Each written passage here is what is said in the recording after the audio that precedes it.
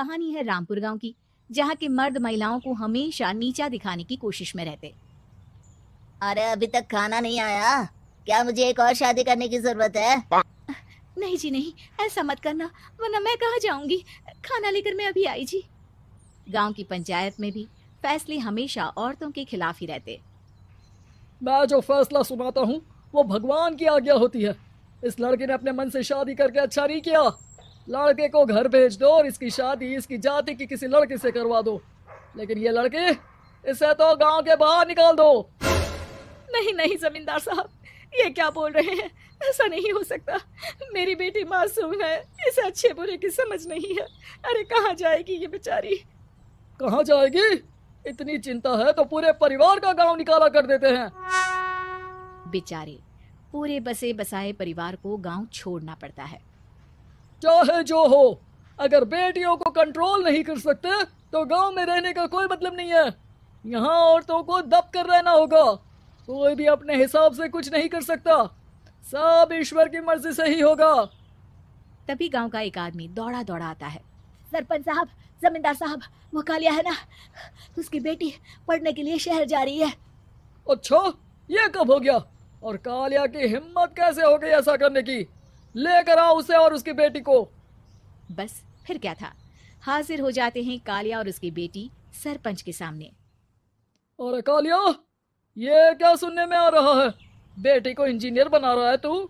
और ये बता, गांव में तो स्कूल नहीं है, फिर कहां से इतनी क्लास पास कर गई तेरी बेटी?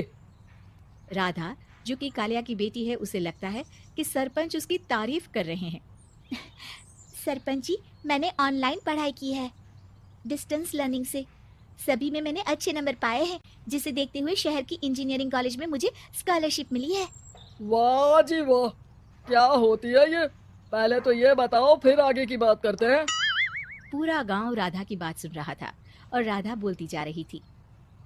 तो ऐसे मैं फ्री में एक अच्छी शिक्षा लेकर गांव में जो कुछ परेशानियां हैं, जैसे बिजली, पानी और इंटरनेट जैसी समस्याओं के लिए काम करूंगी। मैं गांव को शहर से जोड़ने के लिए पुल का निर्माण करवाने का प्रस्ताव रखूंगी। मुझे पूरी उम्मीद है कि जल्द ही हमारा गांव भी तरक्की की राह पर चल पड़ेगा। राधा की बात सुनकर सारे गांव वाले ताली बजाने लगते हैं।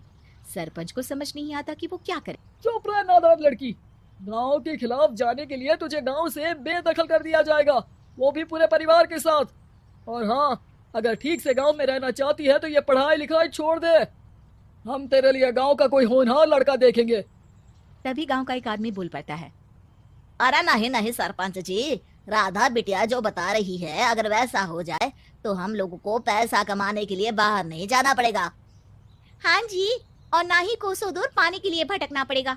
हमारे बच्चे भी अच्छी पढ़ाई कर सकेंगे और आगे बढ़ेंगे, ना कि हमारी तरह खेती करते बैठेंगे।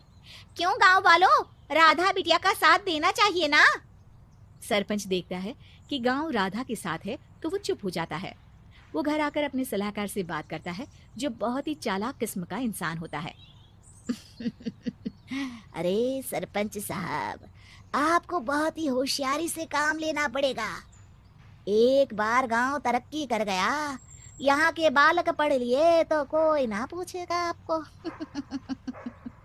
और फिर ये जो बेटा और बेटी है ना आपके, इनको भी आम लोगों की तरह ही जीवन जीना होगा। हाँ, लेकिन करे तो क्या करे? वो ना आप मुझ पर छोड़ दीजिए, बस मैं जैसा बोलूं करते जाइए। अगले रोज सुबह जब गांव वाले सोकर उठते हैं तो राधा के घर के बाहर और साथ ही वो लोग जिन्होंने राधा का सपोर्ट किया था, उनके घर के आगे लाल रंग से कल आऊंगी लिखा होता है। कल आऊंगी? यह क्या होता है? अरे यह तो खून से लिखा है, लगता है कोई भूत प्रेत या चुड़ैल का साया है। चलो सरपंच जी के पास चलते हैं। सभी सरपंच के पास जाकर उसे सारी बात बताते हैं। और ये तो बड़ी मुश्किल की बात है। चलो, मैं एक बाबा को जानता हूँ, उन्हें बुला लेता हूँ। सरपंच बाबा को लेकर गांव के घर के बाहर जाता है। ओहो, तो ये वो चुड़ैल है जो उन लोगों को निशाना बनाते हैं जो गांव को बदलने का सपना देखते हैं। वो गांव को ऐसे ही संपन्न देखना चाहती है, वो नहीं चाहती कि कोई बाहरी यहाँ का कायाकल्प करे। क्या तुम लोगों में से किसी ने गांव को बदलने की सोच रखी है? तभी राधा की माँ रोते रोते आती है। मेरी राधा घर से गायब हो गई है। अरे कोई तो बचाओ, मेरी बच्ची कहाँ गई? ले गई वो, चुड़ैल तेरी बच्ची को ले गई। अब वो उसे श्रापित करके छोड़ेगी, उस पर चुड़ैल का साया हो जाएगा। तभी बुरी सी हालत में राधा भी वहां आ जाती है। उसके बाल चुड़ैल की तरफ फैले होते हैं और कपड़ों में खून लगा होता है। सभी राधा को देखकर डर जाते हैं। माँ, पता नहीं मुझे कौन उठा कर ले गया था।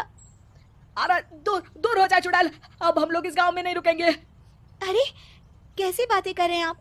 कल तो आप मेरे भरोसे गांव का हुलिया बदलने, अपने बच्चों को पढ़ाने और तरक्की उन्नति की बात कर रहे थे, तो आज क्या हो गया आपको? ये फिर तुम लोगों को बहकाएगी। ये चुड़ैल गांव में आ चुकी है, ऐसे ही ये तुम्हारे घर के बच्चों को भी ले जाएगी। गांव वाले राधा को गांव से बाहर निकाल देते हैं। उसके माँ बाप रोते रहते हैं, लेकिन गांव वाले नहीं मानते। मैं भी अपनी बहन के साथ गांव के बाहर रहूंगा, लेकिन वो पढ़ाई नहीं छोड़ेगी। वहीं सरपंच के घर पर सलाहकार कहता है, देखा, सांप भी मर गया और लाठी भी नहीं टूटी। लेकिन अगले ही दिन सरपंच के घर के बाहर भी वही शब्द लिखे होते हैं। और फिर सरपंच की बीवी कहती है, हमारी बेटी को किसी ने अगवा कर लिया है। तभी राधा का भाई वहां आ जाता है। अरे गांव वालों, मैंने सरपंच जी की बेटी को देखा था, वो चुड़ैल उसे उठाकर ले जा रही थी। अरे क्या मजाक कर रहे हो? नहीं नहीं सरपंच जी, आप नहीं जानते, वो चुड़ैल अब आपकी बेटी में आ जाएगी, जैसे राधा के अंदर आ गई थी। तभी सरपंच की बेटी वैसी ही हालत में वहां आती है जैसे राधा आई थी। पापा, पता नहीं कैसे मैं गायब हो गई थी।